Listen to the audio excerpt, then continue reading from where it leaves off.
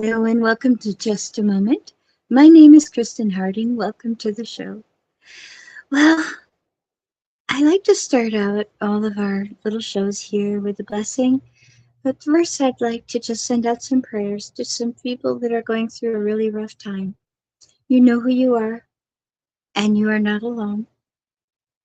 Just stay strong and listen to the truth in your heart about the situation and see what happens. So let's get started with our little blessing card. And this is Lucy Cavendish's Blessed Be. And today the first card that came up was hiding. It's a blessing on the children. So let me just move this over here and we'll hold this over here. Oops, I lost the other card that fell, so we'll have to grab it. So this one is a blessing on the children, and it's got a lovely lady holding what looks like a unicorn, but it's more like a goat. And it is a blessing for your own children and for the children within our lives, for they are all our children. I'm going to pop over to the comments first. There we go. Hello, Paul. And hello to anyone who's joining us on the replay. Thank you so much. Doesn't matter if you join me when we go live, just matters that the message gets out. So, a blessing on the children. Only you, as the mother or father, know the tender moments that you have seen. The first cry, the gaze of wonder, the curiosity of the newborn in love with the world, or howling at the teeth of hunger within the belly.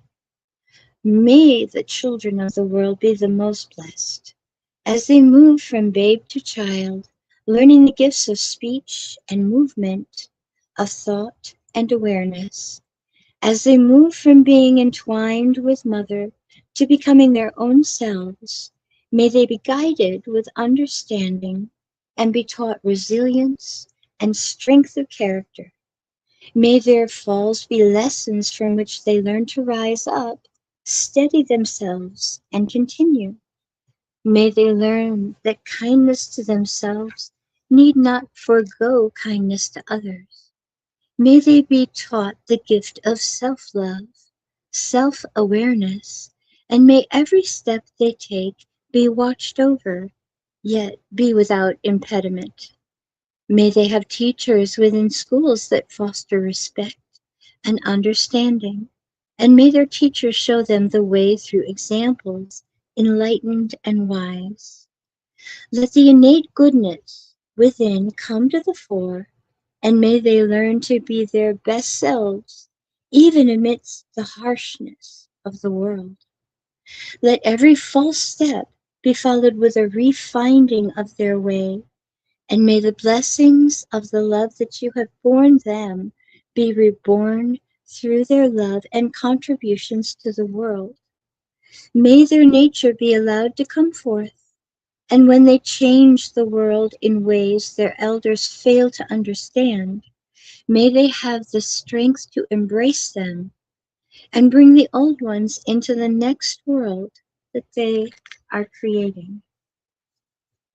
Wow, that's deep.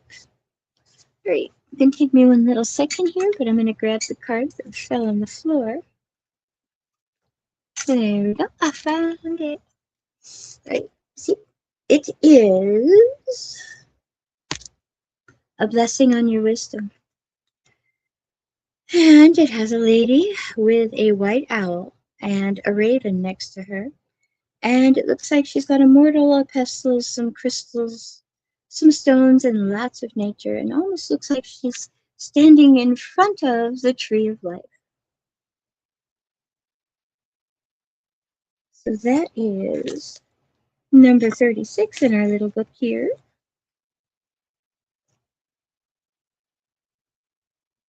36. A blessing on your wisdom. A blessing to grow and develop wise ways within our lives, for us to respond from a place of experience and consideration, married with instinct and intuition. Wisdom is a word used so often, yet when we begin to examine it, we wonder if we ever truly knew what it meant at all. For wisdom is the way of the wise, and who is wise? Those who know. What do they know? They know how the world is and how it works, yet they are not jaded or lacking in openness to change. Wise ways are those that come from a wealth of experience and contemplation, of gathering information on the road of life, of having spoken to many humans and drunk from many wells. It is a knowledge of our own nature and of the natural world itself. Wisdom sees clearly and understands the potential consequences of actions. We ask now for a blessing on your wisdom, that you may grow in your own wise ways, and that no experience in this life shall be wasted. That from every encounter and every interaction with human and animal, tree and stone, you begin to observe keenly how the world works and the natural way of things. You begin to understand deeply, through experience, the fall of the leaves and the quiet cold of winter, the shuddering rebirth of spring and the fullness of light and warmth that is summer. Every season is your teacher. You come to know that you can be of assistance, but you cannot force. You come to acknowledge your influence, but you lack control. Yet you strive to always be a positive influence and an example of kindness within the world. And you use your anger and your dissatisfaction to motivate you to create a better world within your own life. And through that, you influence all that is around and about you. To be wise is to grow and to change and to still be hopeful, kind, and good. It is no longer to be gullible or foolish or naive. It is to know how to act and to behave in ways that others can draw strength from. So, friend, a blessing on your wisdom, that the wise ways, the wise blood shall rise and sing their song of experience to you once again. Blessed be. I'm going to have a sip of water, prove I'm not a bot.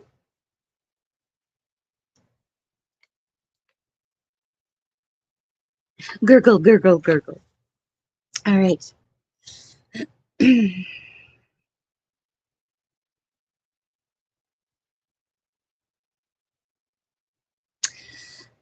I'm thinking that we left off with Elizabeth April's Your Anxiety is Giving Me Anxiety. See the book? Elizabeth April, see? Author acknowledged. Book title acknowledged. And cover shown. So there, I just followed all the rules for Facebook. So we left off on chapter 5,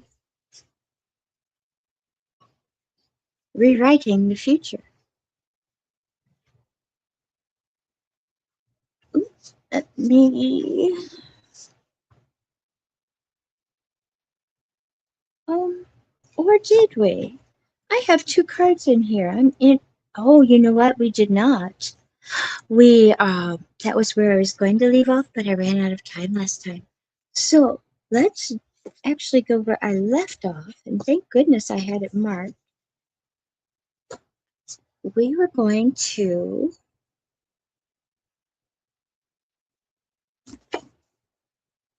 do a cord cutting letter, I believe. And the third technique is the cord cutting letter. Before we dive into that, let me briefly describe what an energetic cord is first. An energy cord is an invisible emotional or energetic link formed between you and objects, people, or experiences that you interact with. Every interaction we have creates energetic connections or cords. These cords affect everything from your emotions to your thoughts and reactions. Energy cannot usually be seen by the naked eye, but it can be felt as long as we are listening. Most cords are weak and dissipate naturally, but intense emotional attachments form stronger ones. These strong cords can eventually release over time once there is a separation between you and whatever you are connected with, but they can also linger. When we move through life and go through countless daily interactions, the energy cords build up. The more cords you have, the more anxiety that you are bound to feel. Once again, it's like adding layer after layer of clothing only to get to a point where you feel utterly stifled and claustrophobic. Releasing or cutting these cords is an extremely important tool for anxiety management. Energetic cord. These are the definitions. An invisible emotional or energetic link formed between you and objects, people, or experiences that you interact with, influencing your thoughts and feelings. Cord cutting. The intentional practice of severing unhealthy or unwanted attachments to people, entities, past experiences, or timelines. It frees your energy body from the draining connections, restores sovereignty, and allows for higher vibrational alignment within your soul's path. Energy body, the subtle, non physical layer of yourself that senses and processes energetic information from the environment before your physical brain becomes aware. Cord cutting can be done through the following method. Simple cords can be cleared with water. Showering, bathing, or washing your hands and allowing the water to absorb the energy from the cord is an excellent for cleansing minor attachments. Having a crystal nearby, such as selenite or amethyst, or burning white sage, can help to clear energetic connections. You can simply visualize a cord between you and whatever is pulling your energy, and then visualize yourself cutting that cord with a pair of scissors. Stronger attachments can be cleared by writing a cord cutting letter. I want to lay out the cord cutting letter method to help you heal and move forward. The reason for writing a letter is to identify and address the past trauma, but then to also feel how that affects you emotionally in the present. It targets both the structured logical side as well as the empathic and emotional side of us. Essentially, it gives you all the components needed for release and healing old stuck energies. Even if you've done this before, it may be time to do it again.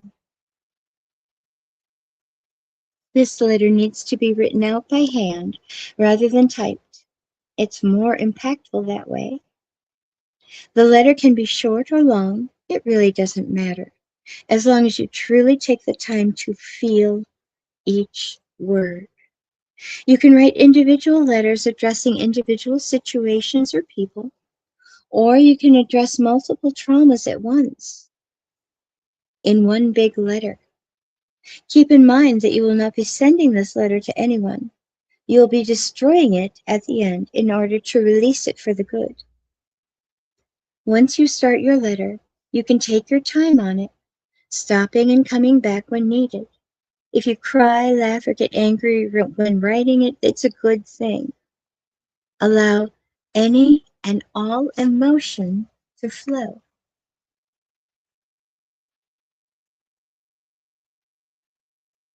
The more you feel when writing it, the more you are releasing and healing the past. I've put together a structure for the letter on the next page.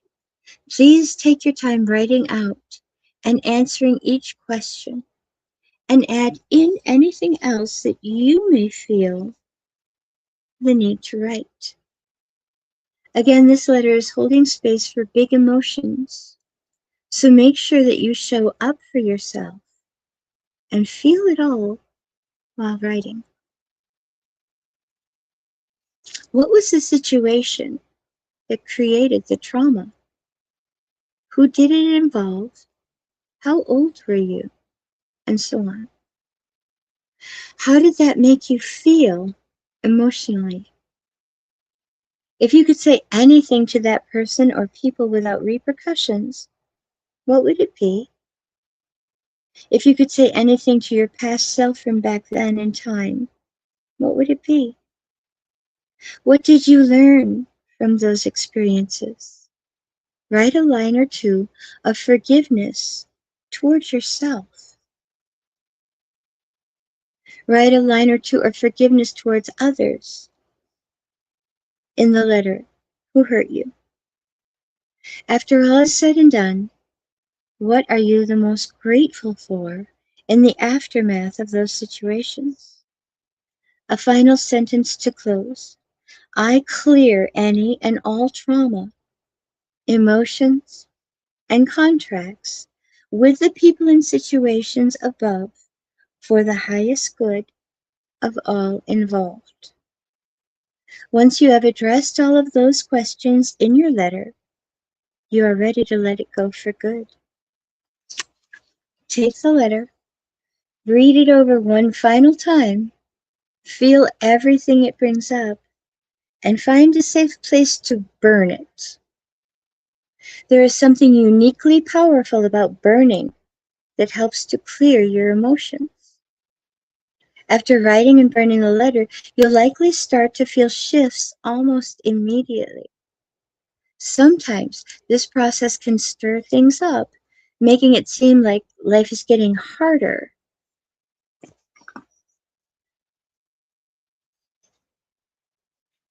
This is the part where I turn the page. People may suddenly exit your life, or you might experience a sudden change, like losing a job that you've had for years. It's important to recognize that these changes are a natural part of the clearing process. What's leaving you is tied to the old energy you just released, and it no longer aligns with who you are becoming. By writing this letter and diving deep into your past to release what no longer serves you, you are making a conscious choice to change. And with that decision, old aspects of your life will naturally fall away, creating space for new opportunities to emerge. Embrace the transformation, knowing that what's ahead is in greater alignment with your highest good. Final notes. I think we all know that the only constant in life is change itself. When we haven't taken the time to look into the past and feel it all, it will eventually catch up to us. Old energies build and build until we become the oversaturated sponge and simply don't have the capacity to hold anything new. When we end up carrying all of the weight from the old traumas and the emotions, our spidey sense alert is constantly ringing.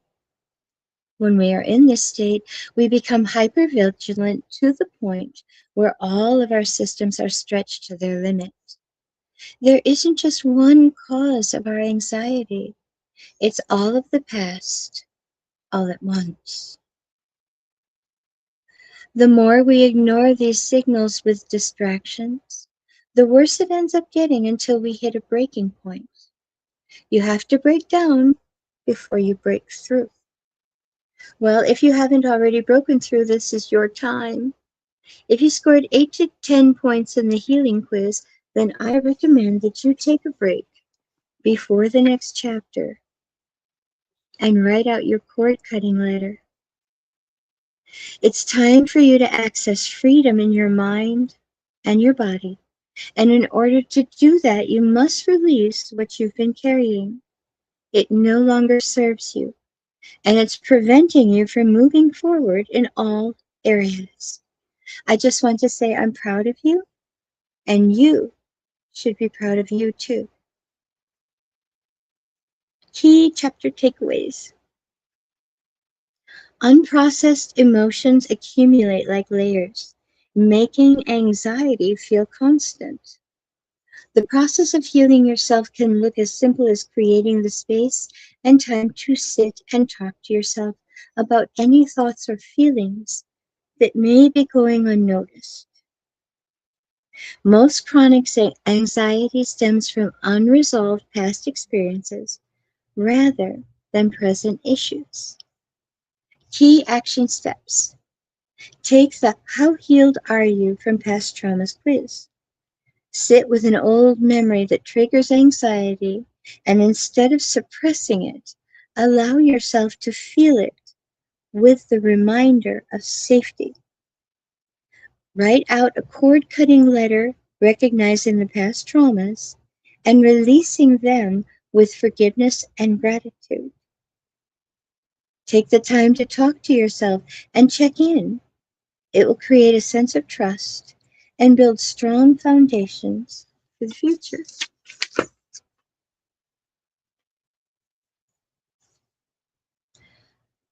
Client case study.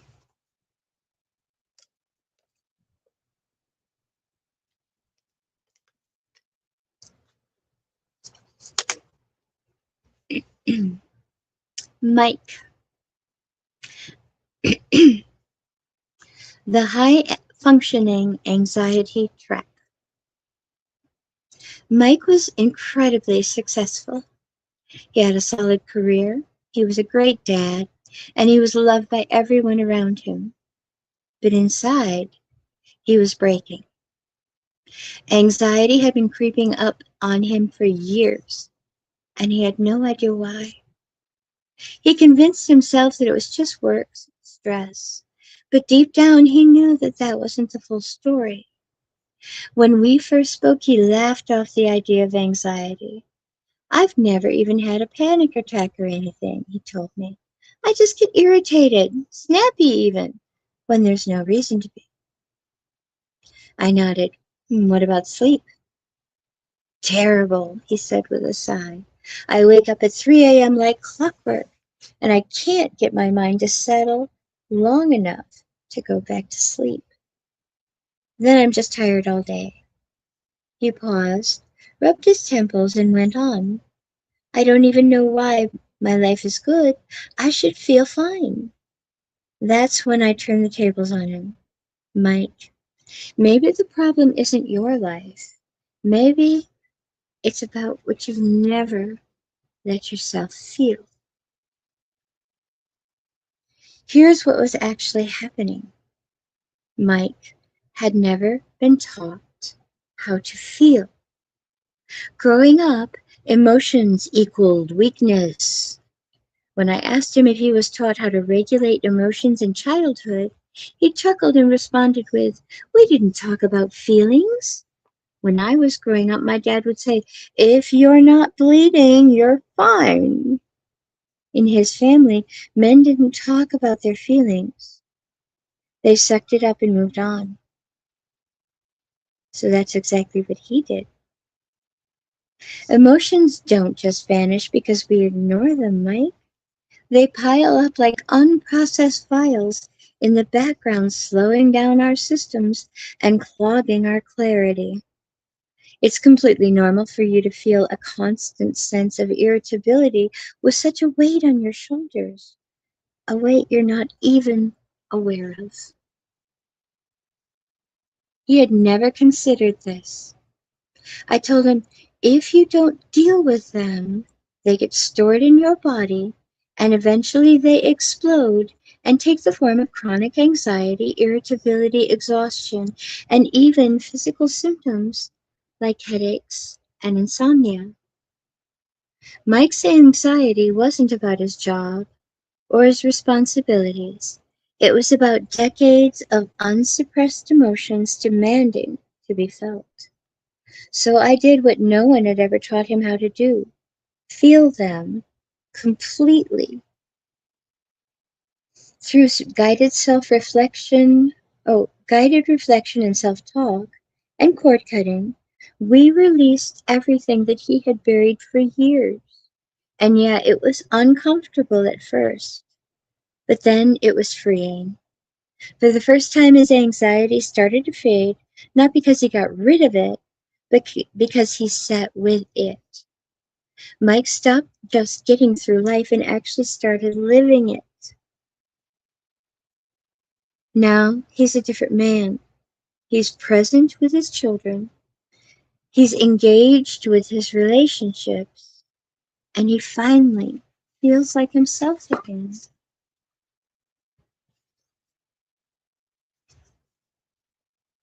So, if you've ever felt like you're doing everything right, but you still feel restless, on edge, or exhausted, ask yourself, what have I been avoiding feeling? Trust me, it's not your job or your schedule. It's the emotional weight that you've been carrying from the past, and you don't have to carry it anymore. So, we will be going to chapter 4, Drowning in Vibes, Navigating Present Anxiety, on our next show. But again, if you guys could please just send a positive thought, a positive vibe, or even a prayer to some of my dear friends that are going through relationship issues, I truly appreciate it. So, that is all for now, my very dear friends. Thank you so much for joining me. Never forget that you are amazing. You are loved. Be well, be safe out there, protect your peace, and I'll see you on the next show. Bye.